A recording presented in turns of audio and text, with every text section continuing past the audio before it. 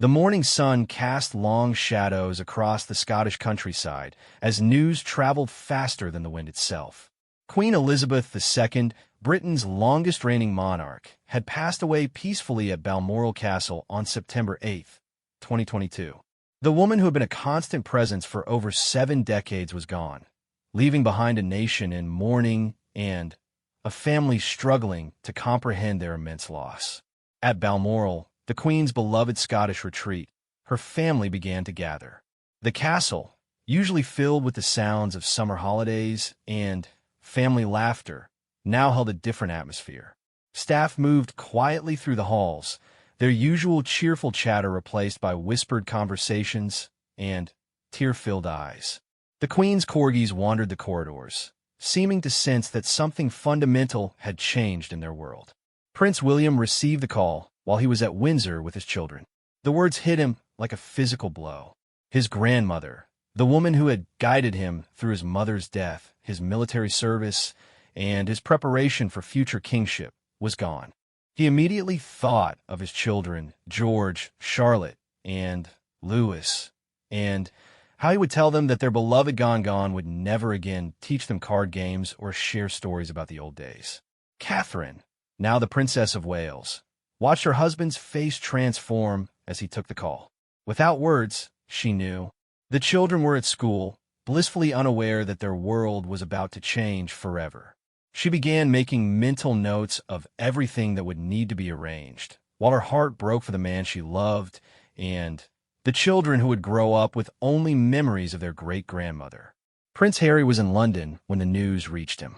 He had been preparing for the Well Child Awards ceremony, an event close to his heart. The irony wasn't lost on him that he was focused on helping sick children when his own family was facing their greatest loss. His relationship with his family had been strained in recent years, but in this moment, all of that seemed insignificant. His grandmother was gone, and despite everything, she had always been a source of unconditional love in his life. Meghan was in California with their children, Archie and Lilibet. The distance felt crushing now. Little Lilibet, named after her great-grandmother's family nickname, would grow up knowing Queen Elizabeth only through stories and photographs. The weight of this realization settled heavily on both parents as they tried to find the right words to explain to their young children what had happened. Princess and the Queen's only daughter had been at Balmoral when her mother passed. She had spent the final hours by her bedside, holding the hand that had signed countless documents, waved to millions of people, and comforted her children through their own struggles. Anne's grief was mixed with a fierce protectiveness. She would ensure her mother's final journey was handled with the dignity and respect the Queen deserved. The younger generation of royals, Princess Eugenie, Princess Beatrice, Zura Tyndall, and Peter Phillips, each received the news in their own ways, but all felt the same sense of disbelief. The Queen had always seemed invincible to them. She was the grandmother who remembered every birthday, who asked about their children, who offered quiet wisdom during difficult times. The thought of royal events without her warm presence seemed impossible to imagine.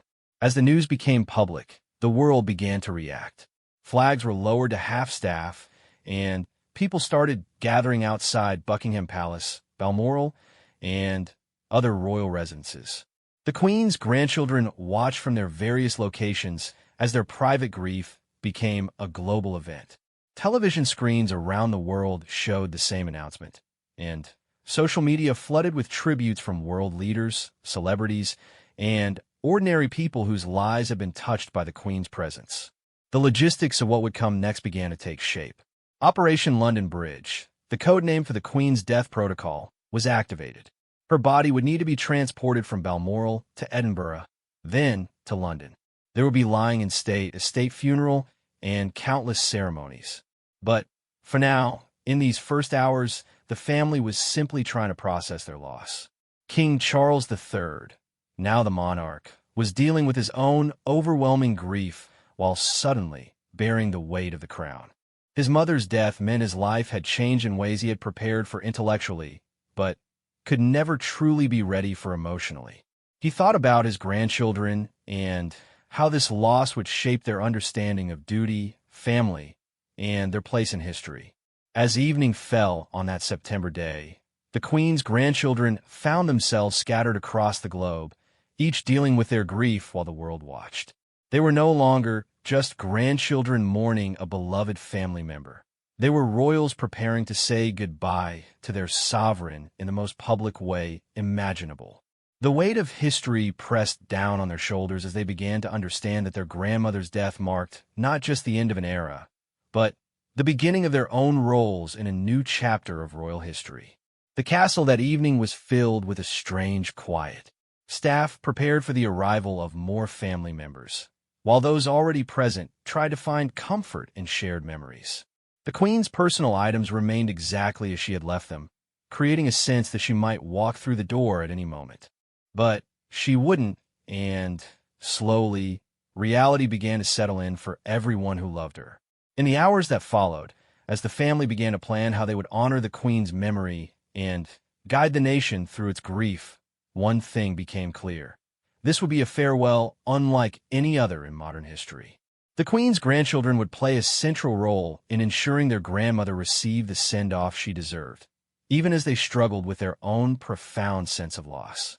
The next morning brought a flurry of activity as the royal family began the complex process of bringing the Queen home.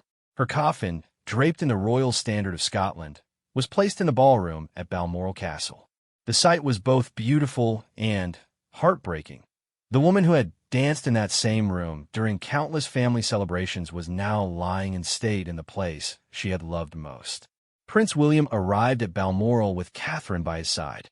The drive through the Scottish Highlands had been surreal, with crowds of mourners lining the roads, many holding flowers and photographs of the Queen. When they reached the castle, William felt the full weight of seeing his grandmother's coffin for the first time. This was real. She was really gone.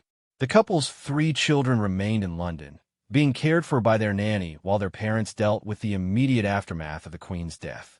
William and Catherine had made the difficult decision to shield George, Charlotte, and Louis from the initial chaos, wanting to tell them about their great-grandmother's death in their own way and time. Harry's journey to Balmoral had been more complicated. He traveled alone, as Meghan remained in California with their children.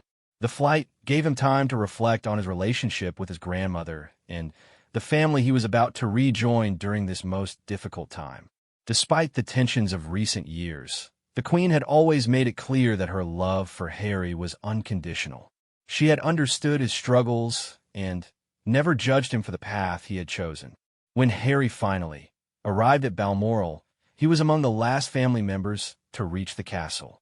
The reunion with his father and brother was emotional but private.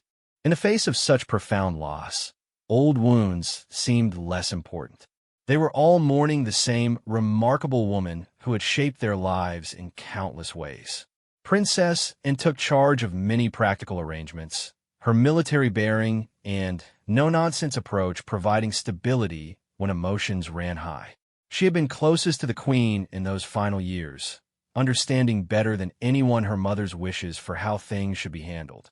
Anne's own children, Zara and Peter, watched their mother with admiration as she balanced her grief with her duty to ensure everything was perfect. Zara Tyndall found herself thinking about her own children and how she would explain their great-grandmother's absence at future family gatherings.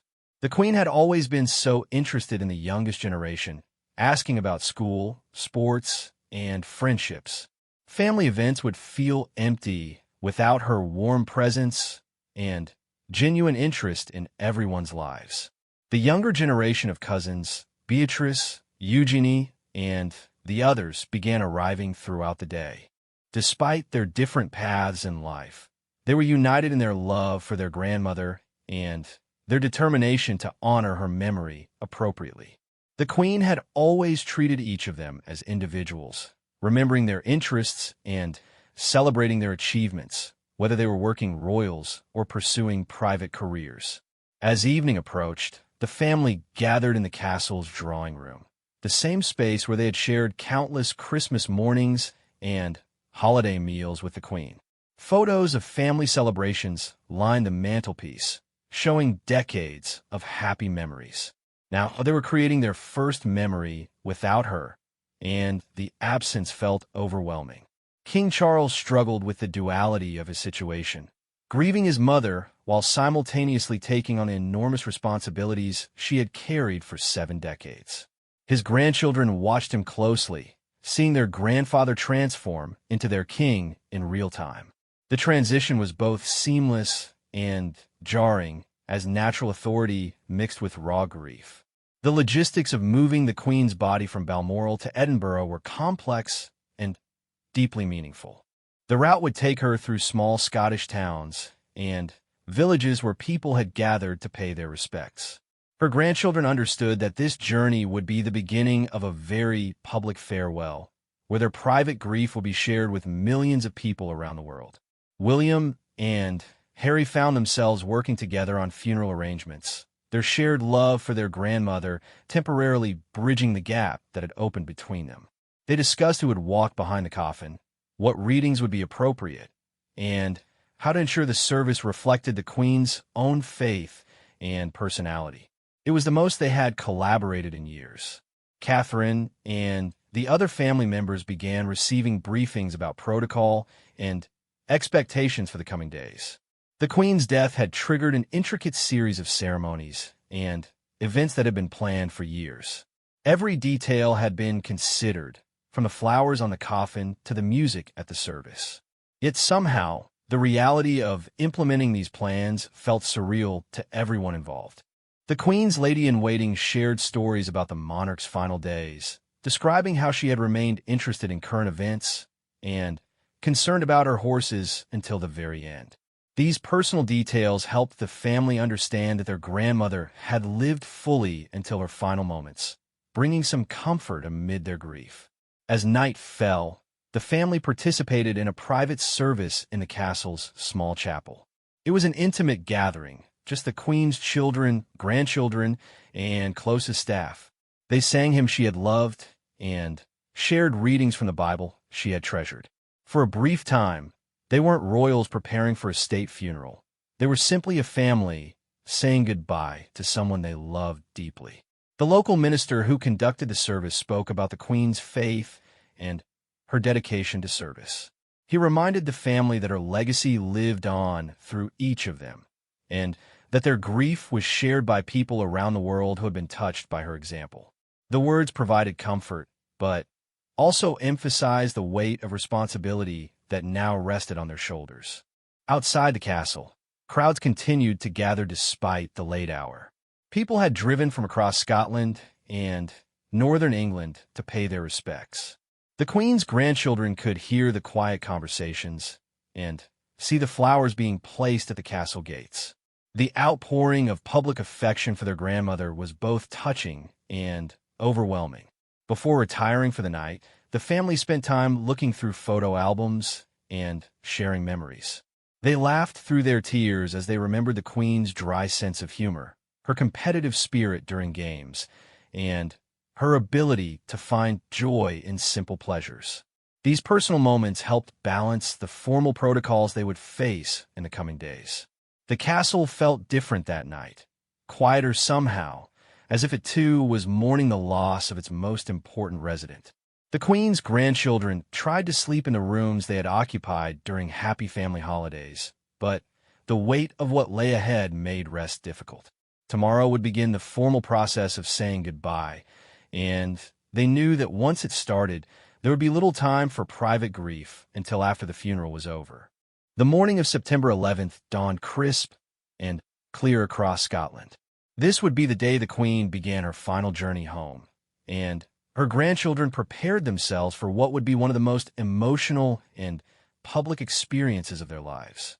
The ancient ritual of moving a monarch's body from their place of death to lie in state was about to unfold, and every moment would be witnessed by millions of people around the world. At Balmoral Castle, the family gathered early to accompany the Queen's coffin to the nearby village of Ballater. The hearse was a simple, elegant vehicle, not the ornate state carriage that many might have expected, but something more fitting for the woman who had always preferred understated dignity over flashy displays. The Queen's grandchildren understood this choice perfectly. It reflected their grandmother's personal style and her deep connection to Scotland. Prince William stood with his father, now King Charles III, as they watched the coffin being carefully placed in the hearse. The weight of the moment was almost unbearable. This was the grandmother who had taught him about duty and service, who had shared private jokes during state occasions, and who had been his anchor after his mother's death. Now he was watching her begin her final journey, and he could barely comprehend that he would never speak with her again. Catherine watched her husband struggle with his emotions while maintaining the composure expected of a future king. She had grown to love the Queen deeply during her years in the royal family, appreciating the older woman's wisdom, humor, and unwavering support. The Queen had guided Catherine through the challenges of royal life with patience and understanding, becoming not just a grandmother-in-law, but a trusted mentor and friend. Prince Harry stood slightly apart from his immediate family, but his grief was just as profound. The complex dynamics of recent years seemed to fade in the face of such monumental loss. The Queen had always been a stabilizing force in his life, offering unconditional love even when he made choices that disappointed others. He remembered their last conversation, when she had expressed her love for him and Meghan and her joy in her great-grandchildren. Princess, and dressed in her Royal Navy uniform, provided a steady presence as the family prepared for the procession. Her military training and years of royal duty had prepared her for this moment better than most, but even she struggled with the reality of saying goodbye to her mother. She had been the Queen's constant companion in recent years, understanding better than anyone the burden of monarchy and the sacrifices it required. The Queen's other grandchildren, Princess Beatrice, Princess Eugenie, Zara Tyndall, Peter Phillips, Lady Louise, and James, Earl of Wessex, formed a group that represented the future of the royal family. Some were working royals, others had chosen private careers, but all had been shaped by their grandmother's example of duty, service, and grace under pressure. They watched silently as the woman who had been the center of their family began her journey to London. The procession from Balmoral to Edinburgh was unlike anything Scotland had ever witnessed. Thousands of people lined the route, many having traveled hundreds of miles and waited for hours just to pay their respects as the hearse passed by. In small villages and large towns alike, crowds gathered in respectful silence, many holding flowers, photographs of the Queen, or simply standing with their hands over their hearts. The Queen's grandchildren followed in cars behind the hearse, witnessing an extraordinary display of public affection for their grandmother. In Aberdeen, the streets were packed with mourners of all ages. Children sat on their parents' shoulders to catch a glimpse of history passing by. Elderly people who remembered the Queen's coronation stood alongside teenagers who had grown up seeing her as a constant, reassuring presence in an ever-changing world. William found himself moved to tears by the public response. He had always known his grandmother was beloved, but seeing the genuine grief and respect of ordinary people brought home the true extent of her impact. These weren't just subjects showing formal respect to their monarch. These are people who felt they had lost someone personally important to them. The journey gave the family time to process their emotions while witnessing the Queen's final tour of Scotland. They passed through landscapes she had loved, past castles, and countryside that had provided her with some of her happiest memories. The Scottish people's response was particularly meaningful because the Queen had always felt such a deep connection to Scotland and had spent many of her most relaxed moments at Balmoral. In Edinburgh, crowds had been gathering since dawn around the palace of Holyrood House, where the Queen's coffin would rest before being moved to St. Giles Cathedral. The ancient palace, which had been home to Mary Queen of Scots and served as the Queen's official Scottish residence, seemed like the perfect place for this part of her journey. When the procession finally reached Edinburgh, the emotion was overwhelming. The Queen's grandchildren stepped out of their cars to a city in mourning. Flowers covered the streets, and the air was filled with the sound of church bells tolling across the city. It felt like all of Scotland was saying goodbye to someone they had loved and respected for generations. The sight of the Queen's coffin being carried into Holyrood House was almost too much to bear. This was the place where she had held countless ceremonies, met with Scottish leaders, and celebrated her connection to the country she loved. Now she was returning one final time, not as the living monarch who had graced these halls for decades, but as the woman whose life of service was coming to its end. That evening, the family gathered privately in the palace while thousands of people filed past outside, leaving flowers and messages of condolence. The Queen's grandchildren read some of these tributes, finding comfort in the stories people shared about how their grandmother had touched their lives. There were tales of chance meetings, of kindness shown during difficult times, and of the stability her presence had provided through decades of change. The younger royals began to understand more fully the weight of the legacy they had inherited. Their grandmother hadn't just been queen. She had been a symbol of continuity, dignity, and service that had guided Britain and the Commonwealth through some of the most challenging times in modern history. The flowers piling up outside the palace represented not just grief, but gratitude for a life lived in service to others. As they prepared for the next day's ceremony at St. Giles Cathedral, the Queen's grandchildren reflected on the lessons she had taught them about duty, family, and faith. They knew that the coming days would test their ability to honor her memory, while managing their own grief in the most public way possible. The woman who had prepared them for this moment through her own example was no longer there to guide them, but her influence would carry them through the challenges ahead. The palace that night was filled with a sense of history in the making.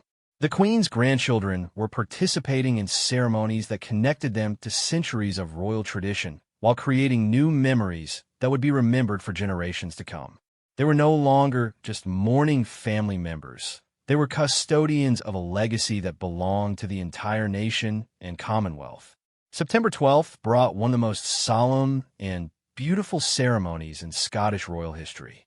The service of Thanksgiving at St. Giles Cathedral would be the first major public ceremony honoring the Queen, and her grandchildren prepared themselves to say goodbye to their grandmother in front of the Scottish people who had loved her so deeply. The morning began early at the palace of Holyrood House, where the Queen's coffin had rested overnight. The ancient palace felt heavy with history and emotion as the family prepared for the short but significant procession to St. Giles Cathedral. The Queen's grandchildren dressed carefully, understanding that every detail of their appearance would be scrutinized and remembered. But more importantly, they wanted to look their best for their grandmother one final time in Scotland. Prince William walked with his father, King Charles III, behind the Queen's coffin as it made its way up the Royal Mile to St. Giles Cathedral. The ancient street, which had witnessed centuries of Scottish history, was lined with thousands of mourners who stood in respectful silence as the procession passed. William felt the weight of history pressing down on him as he followed the same path that countless Scottish monarchs had taken before him. The sight of Edinburgh's citizens paying their respects was deeply moving. From the castle at the top of the Royal Mile to the palace at the bottom, every window, doorway, and street corner was filled with people who had come to say goodbye. Many had been waiting since the early hours of the morning. Some had traveled from remote parts of Scotland, and all were united in their desire to show their respect for the Queen one last time. Princess Anne, in her role as the Queen's only daughter, walked with quiet dignity behind the coffin. She had been her mother's closest companion in recent years, and the weight of organizing these ceremonies while managing her own grief was enormous. But Anne's military training and decades of royal duty had prepared her for this moment. She knew her mother would have expected nothing less than perfection, and she was determined to deliver it. Prince Harry found a procession emotionally overwhelming. The last time he had walked behind a coffin on such a public stage was at his mother's funeral in 1997, when he was just 12 years old. Now, 25 years later, he was saying goodbye to another woman who had been central to his life. The parallels were not lost on him, and he drew strength from the knowledge that his grandmother had helped him through that earlier tragedy. The other grandchildren followed in cars, watching the extraordinary scenes unfold around them. Princess Beatrice and Princess Eugenie daughters of Prince Andrew, held hands as they witnessed the outpouring of affection for their grandmother. They remembered family holidays at Balmoral, where the Queen had been simply Granny, the woman who taught them to fish, ride horses, and appreciate the simple pleasures of life in the Scottish countryside. Zara Tyndall and Peter Phillips, Princess and children, understood perhaps better than anyone the complexity of royal life. Raised without royal titles, but still very much part of the family, they had enjoyed a unique relationship with their grandmother that combined royal protocol with genuine familial warmth. They watched their mother walk behind the coffin with pride, knowing how much this ceremony meant to the Queen's memory. St. Giles Cathedral, known as the High Kirk of Edinburgh, provided a magnificent setting for the service. The ancient building, with its distinctive crowned spire, had been the spiritual heart of Scotland for centuries. The Queen had worshipped there many times during her visits to Edinburgh, and it seemed fitting that she should be honored there one final time before leaving Scotland forever. Inside the cathedral, the atmosphere was both solemn and celebratory. The service focused on thanksgiving for the Queen's life rather than mourning her death, reflecting the Christian faith that had sustained her throughout her long reign. The music, prayers, and readings all spoke to themes of service, duty, and faith that had defined her approach to monarchy. The Queen's grandchildren listened to the tributes and prayers while struggling with their own emotions. Hearing their grandmother's life and achievements summarized in such formal terms felt surreal. To them, she had been the woman who remembered everyone's birthdays, who asked about their children's school reports, and who could make them laugh with her dry observations about family life and royal protocol. After the service, the family participated in another deeply moving ceremony. The honors of Scotland, the crown, scepter, and sword of state, were placed on the Queen's coffin in a ritual that dated back centuries. These ancient symbols of Scottish monarchy, some of the oldest crown jewels in Britain, represented the Queen's connection to Scottish history and tradition. The sight of these historic artifacts on their grandmother's coffin brought home to the grandchildren the enormous weight of history they were inheriting. The Queen had been the link between the modern world and centuries of royal tradition. Now that responsibility was passing to the next generation, and they felt both honored and daunted by the prospect. Following the ceremony, the Queen's coffin would be flown from Edinburgh to London, where she would lie in state at Westminster Hall for 4 days before the state funeral. This transition marked the end of the Scottish portion of the farewell ceremonies and the beginning of the national and international observances that would culminate in one of the largest gatherings of world leaders in history. The flight from Edinburgh to London was deeply symbolic for the Queen's grandchildren. They were leaving Scotland, the place their grandmother had loved most, and returning to London, where she had carried out her constitutional duties for 7 decades. The two sides of her life, the private woman who found peace in the Scottish Highlands and the public monarch who served the nation from Buckingham Palace, were being honored equally. As the plane carried the Queen's coffin south, her grandchildren reflected on what they had witnessed in Scotland. The genuine outpouring of grief and gratitude from the Scottish people had shown them the true extent of their grandmother's impact. She hadn't just been a distant figurehead. She had been a real presence in people's lives, someone they had trusted and respected for generations. The arrival at RAF Northolt was another emotional moment. Princess and continued to accompany her mother's coffin, ensuring that every detail of the journey was handled with appropriate dignity. The other family members prepared themselves for what would be the most challenging part of the farewell process, the lying in state and state funeral that would allow the entire nation and Commonwealth to pay their respects. That evening, as the Queen's coffin was transported to Buckingham Palace for the final time, her grandchildren began to prepare for the most public and scrutinized period of mourning in modern British history. They had successfully honored their grandmother's memory in Scotland, but the most difficult days still lay ahead. The woman who had guided them through previous challenges was gone, and they would have to draw on her teachings and their own strength to navigate the unprecedented period that was about to begin. The palace that night felt both familiar and strange. It was their grandmother's home, filled with her personal possessions and memories of family gatherings, but it was also the center of a nation in mourning. The Queen's grandchildren tried to find moments of private grief while preparing for the public ceremonies that would dominate the coming week.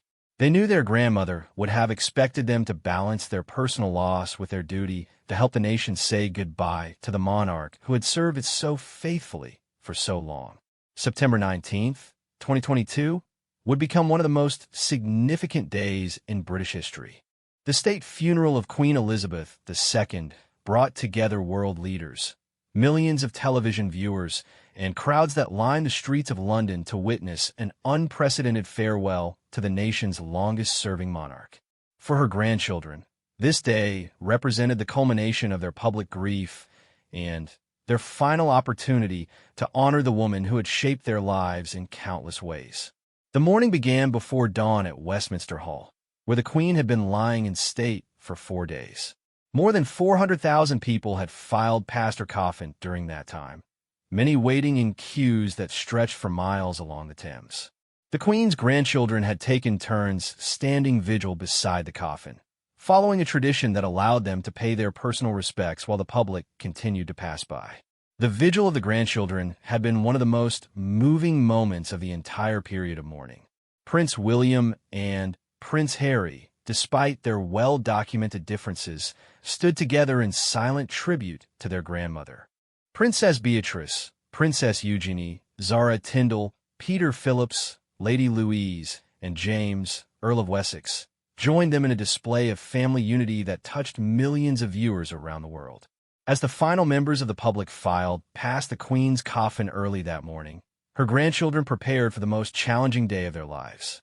They would need to manage their own grief while participating in ceremonies that would be watched by an estimated 4 billion people worldwide.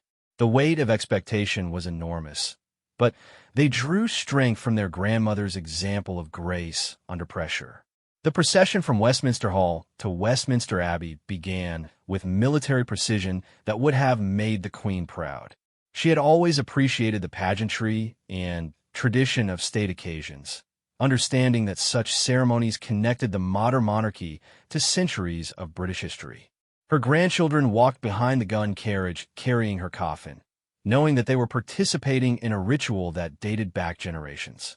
Prince William walked alongside his father, King Charles III, acutely aware that he was now second in line to the throne. The enormous responsibility that would one day be his felt more real than ever as he followed his grandmother's coffin through the streets of London. The crowds that lined the route were silent and respectful, many throwing flowers or simply standing with their hands over their hearts as the procession passed. Prince Harry's position in the procession had been carefully planned to reflect both his royal status and his step back from official duties. Walking near his brother, but not directly beside him, he represented the complexity of modern royal life. Yet in this moment of profound loss, such distinction seemed less important than the shared love all the grandchildren felt for their grandmother. The sight of Westminster Abbey filled with world leaders, royalty from across Europe, and representatives from all the Commonwealth nations was breathtaking. Presidents, prime ministers, kings, and queens had traveled from around the globe to pay their respects to a woman who had been a constant presence in international relations for 7 decades. The Queen's grandchildren felt immense pride in seeing how respected their grandmother had been on the world stage. The funeral service itself was a masterpiece of planning and tradition. Every hymn, reading, and prayer had been chosen to reflect the Queen's personal faith and her approach to monarchy. The Archbishop of Canterbury spoke about her life of service and duty, themes that resonated deeply with her grandchildren, who had seen firsthand how seriously she took her responsibilities to the nation and Commonwealth. The music was particularly moving for the family. The hymns chosen had been favorites of the Queen, songs she had sung during countless services over the decades. "The Lord's My Shepherd" had been played at her wedding to Prince Philip in 1947, creating a connection between the beginning and end of her adult life. Her grandchildren found comfort in these familiar melodies, remembering happier occasions when they had heard their grandmother sing them. The 2-minute silence that followed the last post was one of the most profound moments in British history. Across the entire nation and Commonwealth, people stopped what they were doing to honor the Queen's memory. In Westminster Abbey, the silence was absolute, broken only by the sound of quiet weeping from those who loved her most. Her grandchildren stood with their heads bowed, each lost in their own memories and grief. The procession from Westminster Abbey to Wellington Arch provided another opportunity for the public to say goodbye. The crowds were enormous, stretching as far as the eye could see in every direction. People had camped out overnight to secure good viewing positions, and many had traveled hundreds of miles to be present for this historic day.